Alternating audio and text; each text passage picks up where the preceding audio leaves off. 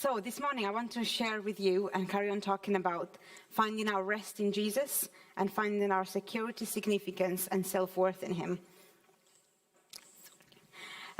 So as we grow more and more in these things, we become more at peace internally, a peace that allows us to sleep in the storm. Last week I loved watching from home all the kids in the boat and Jesus was sleeping in the storm. But that is such a great expression of actually this is what God and Jesus want for you, to sleep through the storm, a peace that does not strive for the external, but allows you to sleep, to be at peace. A peace is the same peace that is given by Jesus, the same Jesus that slept through the storm while his disciples feared and trembled, the same peace that he had then he wants to give you today. But more often than not, what I have found, and I hope it's not just me, but we strive to change and to fix the external things in order to receive internal peace, which seems a little bit upside down. We try to solve the external in order to receive internal peace, so I want to talk about this, just one thing. We often think and want Jesus to do and to solve just this one thing, or take away this one thing, or solve this one thing. And I don't know about you, but I've had about 1 million just one thing. And each time they get sorted, it wasn't enough. It wasn't the end. It wasn't the answer. I still found something more than I wanted. I still want more things. I still want more things in order to have it all and be the end, or finally be happy when this one thing happens. But this one thing, I've had so many one things, and each time they weren't just the one thing, and they weren't the last one. Because when this one thing happens, I will be okay. But life isn't like the end credits of a movie. When this one thing happens, it just fades nicely to dark, and the writing says they lived happily ever after. Because if the movie carried on, I'm sure there'll be one more thing to be solved. And actually, more often than not, that one thing leads to more problems and more one things. Because life carries on, and we realize that this one thing didn't satisfy us, didn't give us the ultimate feeling we were waiting for, and it actually now raises more problems than before. Because the answer to a problem sometimes causes more problems, right? And what do I mean? Let's take me for example, because what better person to talk about than me in terms of what I've learned and how far I've come. So if I think back to maybe when I was 18, I was about to get ready for my exams. And I remember these exams, they absolutely terrified me. They took all my sleep. I was anxious. I was studying and I was getting ready for them. But also I was like, God, if you could take away, if you can't pour all the knowledge into my brain, maybe you could do something that the exams don't happen. I remember having these thoughts of anxiety of like, maybe Jesus will come and I'll never have to do these exams. Or maybe there will be a big, let's not go back to, kids wishing that they didn't go to school, because then that happened and they want to go back to school. But I was like, God, if you can sort this one thing for me, then you'll be fine. I'll be fine after that, because of course we'll be fine after that, because, I'll be free from school. Oh, little did we know that was the life. And then that was done, and it was great, and I got great grades, and it felt so small, and I was like, why did I worry? And I feel like actually now, God, now that I'm in the big real world, and I have to make some decisions, can you help me with this one thing? Because this is the one thing I'm actually really, really worried about. And this is the one thing. I know I said the exams was the one thing, but now actually this one thing is where I'm really struggling. And then I made a decision about that in my life, and I moved to England, and I met my then boyfriend, which is my now husband, and I wanted to get married. And I thought, no, this is the one thing that I want. I think, once these problems that we have, can we see each other, can we not see each other, travel to see each other, it would be so nice to be in the same house, wouldn't it? If we get married, all the other things surely need to get sorted. Again. Little did I know. But I remember thinking, God, I know I said about all those other things, and I know you were in it, and I know you helped me, and look how far we have come. But also, let's look at this one thing right now, and this one thing right now is just where I want. And yes, we got married, and it was amazing. It is amazing, and it's hard, also hard. And then I wanted to be a mom. Oh, no, God, actually, forget what I said earlier. Remember how amazing I am with kids and have always been amazing with this is what I want, to be a mom. So can we make this happen? Can we make this one thing happen? And surely when this one thing happens, because it's actually what I really want to do, surely this will be okay, and then everything else in my life will be okay, right? And then I became a mom to 2 beautiful boys through adoption, and I was very happy. And then surely after that, I received the word where God told me, you will be a mom again through natural way. And I was like, but that took a while. And I remember thinking, and poor Adam will remember the times I was like, but when? But surely when just this one thing will happen. Because, come on, it happened this way, and now I want it this way. And God told me it was going to happen this way, so therefore when is it going to happen this way? And surely just when this one thing happened. And yes, it happened. I haven't just eaten loads of pudding.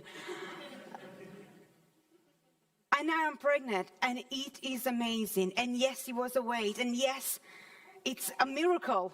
A lot of the doctors will tell you this is a miracle. And it's a blessing. And it's what I've asked for. Just one thing. But it isn't the solution to all my problems. And neither of all those things. And I know there will probably people be waiting for this exciting moment or for other one things. But they are not the solution to your problems. They will not solve anything. Actually, the moment we found out I'm pregnant, it raised a million questions. You should have seen me and Matthew blankly staring at each other, realizing more and more what this means. And then they will be quiet. And then Matthew goes, we need a bigger car. And then they will be quiet. We need more money. And then they was quiet again. We're going to have 3 under 4. And all those problems that up until yesterday when I wasn't pregnant, I wanted just this one thing and everything will be fine. And then it happens. And yes, it's miraculous. I'm not taking away from the miracle of it. And we have given glory, and I will carry on giving glory to God for the miracles that have happened in my life and people around me. But it did not solve those problems. It did not deal with any of my insecurities. It did not deal with any of my childhood drama. It did not deal with the issues that are inside of me, that I'm facing internally right now.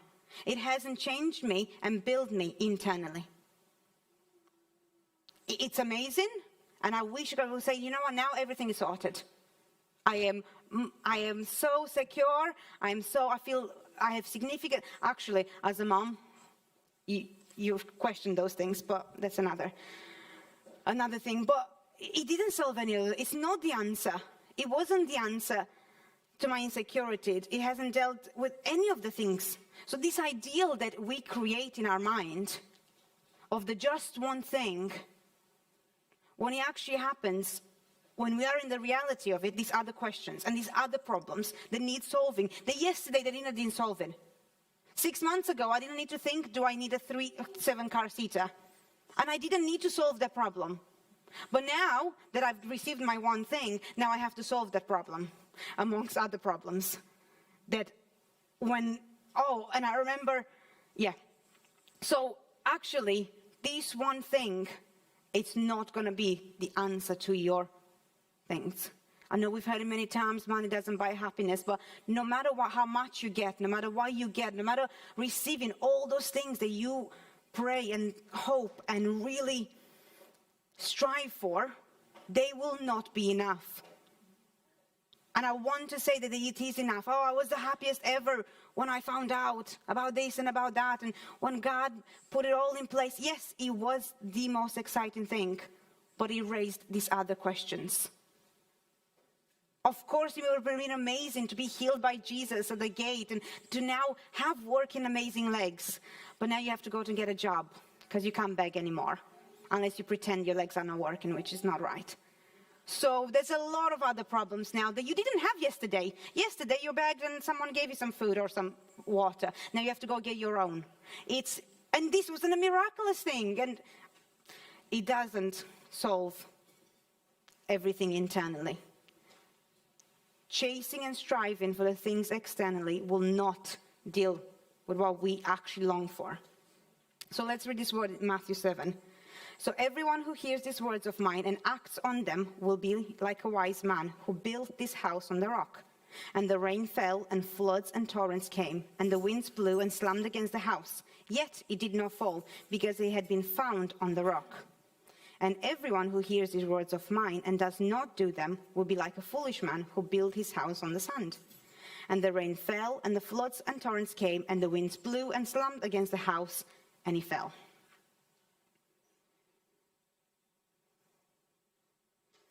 Jesus does not promise to take your hardship away. But he does tell us that he will be with us in the hardship, through the hardship.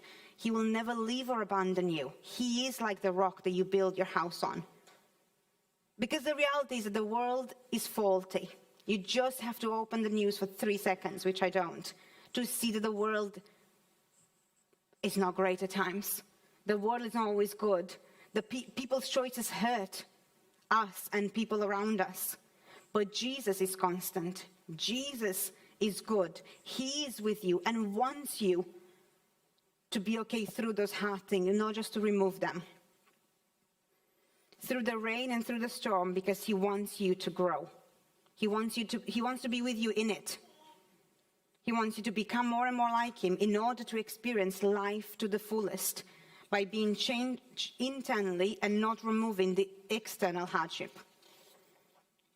I mean, yes, of course, Jesus is bothered about what's going on externally for you. Of course, he loves you, you're his child.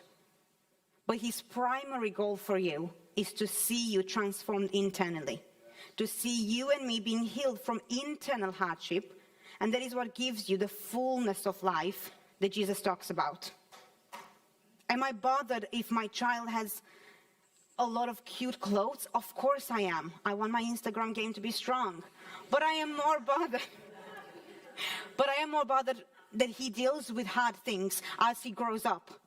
And Jesus is the same with us. Yes, he is bothered about all the external. He sees your desires. He sees that you want that beautiful house. He sees that you want that beautiful, whatever your just one thing might be.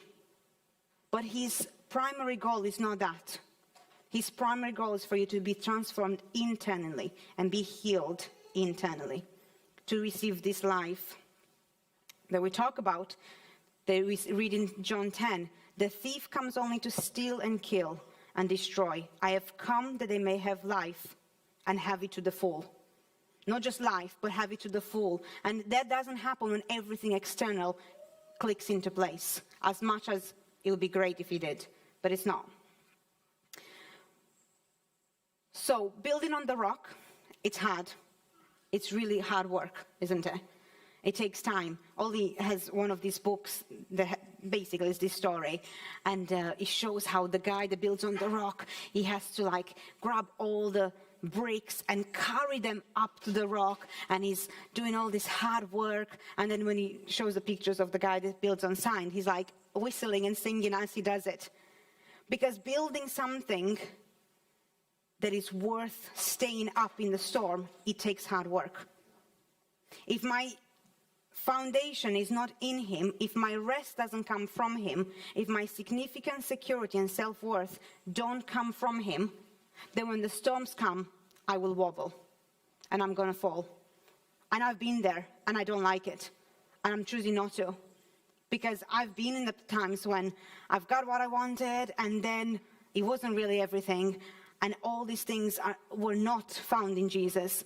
And then the one little storm, straight down. Because even when the one thing gets sorted, it will not be enough. It will not feel satisfactory for long term. It will actually create more questions and more requests because that one thing isn't the thing they were actually looking for. Externally, it might be, but internally, it isn't.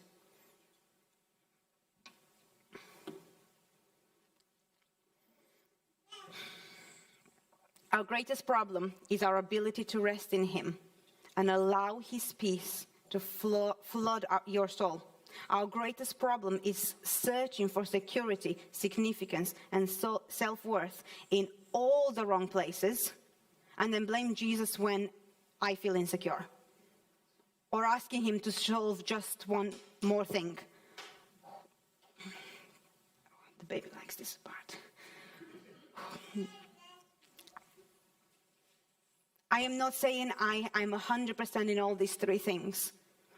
But my aim and my time and my energy and my resources go into solving this one problem. This should be our number one problem that we are working on and we are focusing on. Because this is the only problem that you can solve without creating more problems.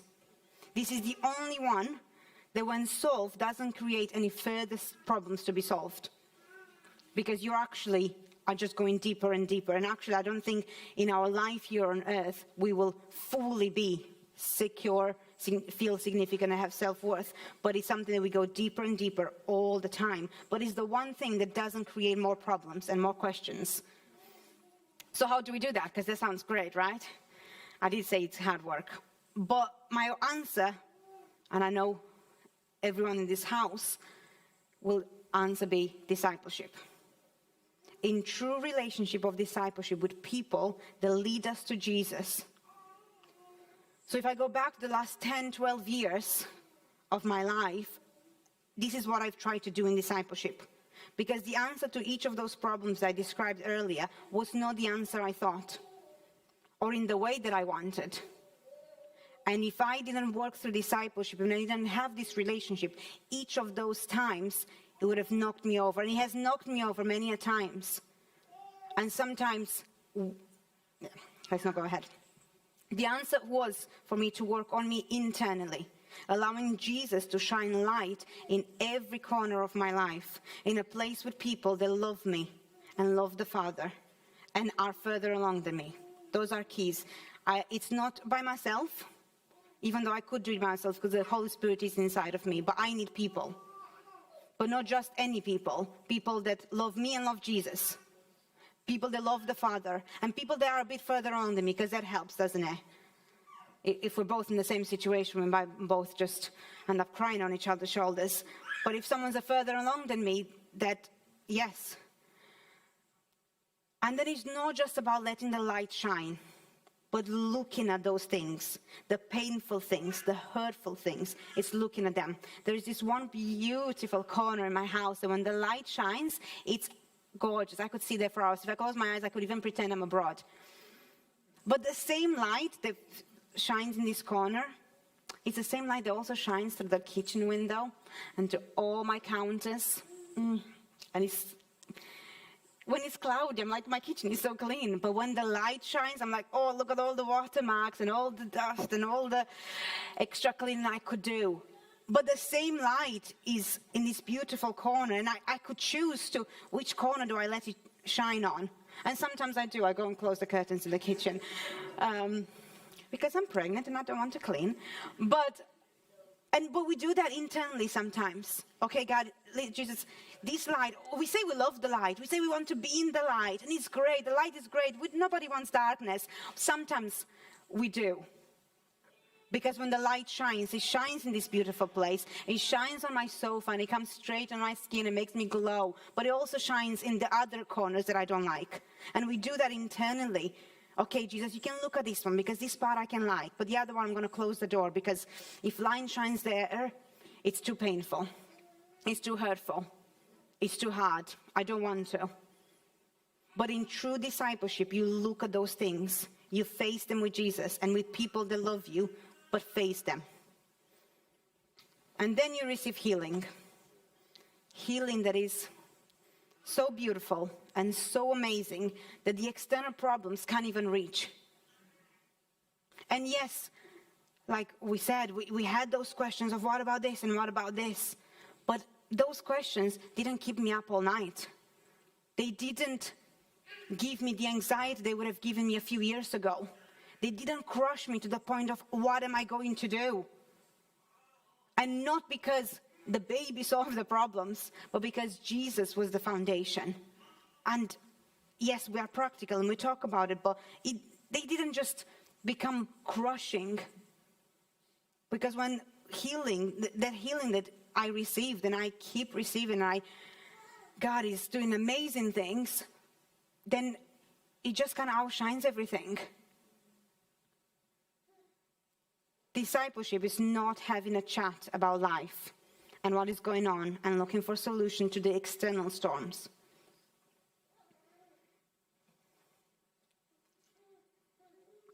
It's not sharing about finance or relationship or jobs or children.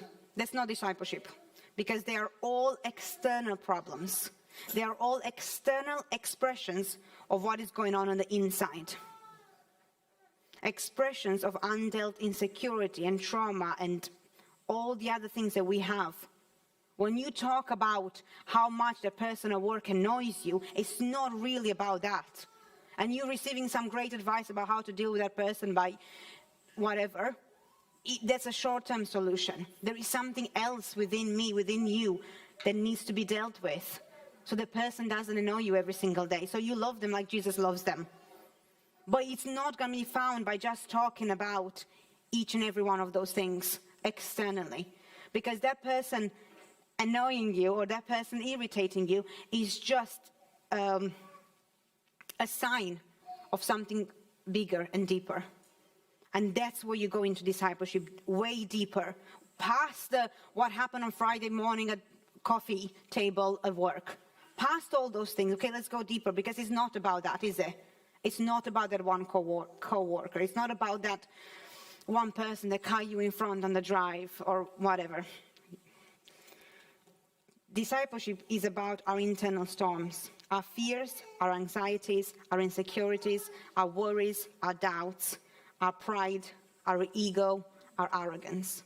Those are things that are internal, and they get expressed in different ways in different people, because we're all unique and we're all amazing and we're all different. So when you talk about your external problems, these are kind of the things that are actually deep underneath, and these are the things that Jesus wants to heal. Jesus wants to get to these things, because when you've dealt with that, things come and they just ricochet. If we're simply sharing about all the external storms, we are no different than any other self-help group chatting about life and offering our advice and experience, which is great for a while. And it's helpful, but it's not discipleship.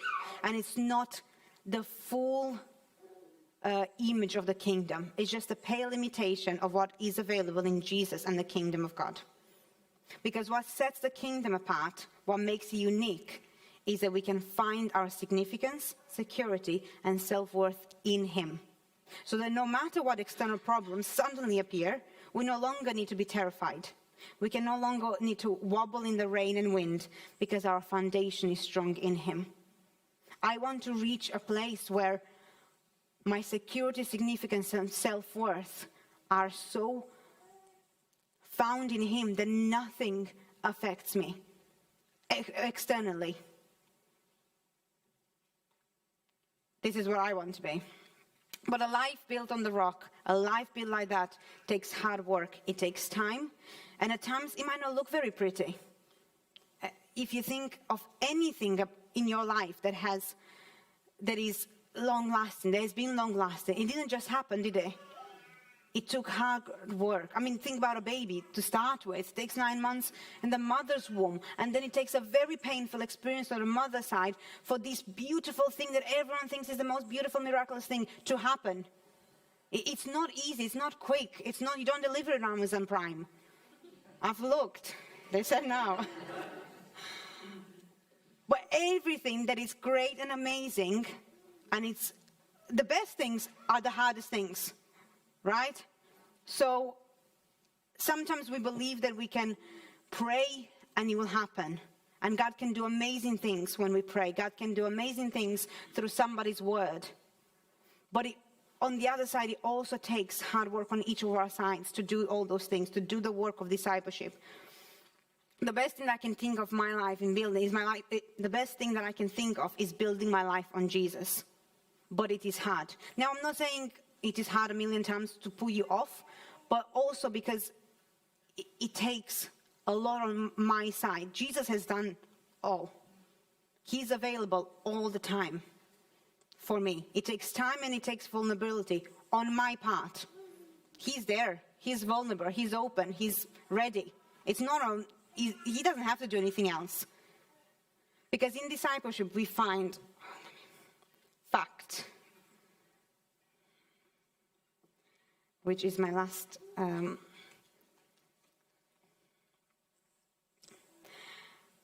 faithfulness, accountability, commitment, and trust. These are the things, and these are the foundations of our church, and from where everything flows out. And that's why you can't do it on your own. Jesus was not and is not ever alone. He's in Trinity. He's always in communication with the Father. These are not things that are built when just having a nice coffee and chat. These things are built consciously through hard work and vulnerability, through allowing Jesus to speak to you through people in a way that isn't always easy to hear, and following through with instructions.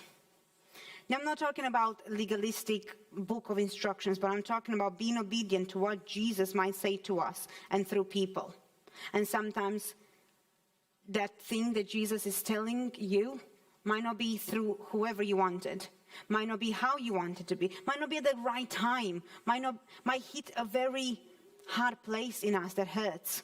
But this is what it takes. Discipleship is what Jesus came to show us. He had these people around him that followed him, that were with him all the time.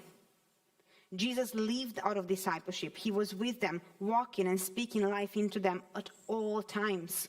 Even when they were just having a nice fish and chips by the seaside, it wasn't just that, and they weren't just talking about the weather and how nice the boat was on the sea, but Jesus was like, no, I want to feed you more than fish. I want to give you more.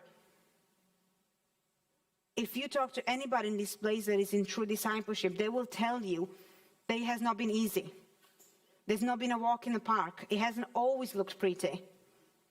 But the life that I have seen in my life and those around me, the life that has flown out of this true discipleship relationship is amazing and undescribable at times. And I'm so excited to see what God is going to carry on doing. It's amazing to experience that healing that only comes through that hard work. Because this life is available for each of all of us at all times. It's not limited to some people. It's not limited to a certain time, Sunday morning. He has come to give it out freely to each of us all the time. So reach out and grab it. And if I can leave you with a thought of encouragement, would be to look at the relationships in your lives. Which are those of true discipleship? I love friends. I love meeting up with people. I have a lot of people around me. As a mom, you end up with every mother. You end up, it's great. But the true ones that I value and cherish and I invest and are my priority are my discipleship relationships. Because out of those, actually all my other relationships thrive. So I would really encourage you to look at those people that you see, okay, it's great to go out for movies, it's great to see this, it's great to do that. But Jesus wants more for you. And it's great when we receive it. So that's a thought I can leave you with.